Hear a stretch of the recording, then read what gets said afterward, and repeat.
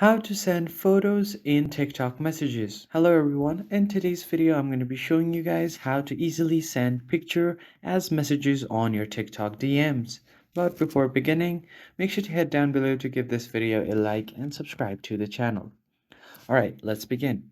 First thing first, open up your TikTok application.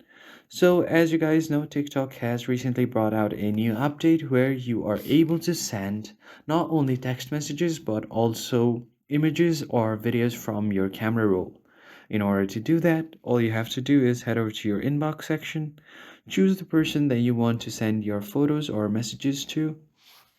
So as you can see here, I can send normal messages by typing it.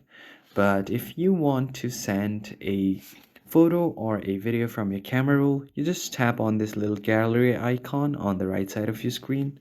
It will open up your gallery. You head over to photos, select any photo that you want to share, and then tap on send. And you should be able to send the picture.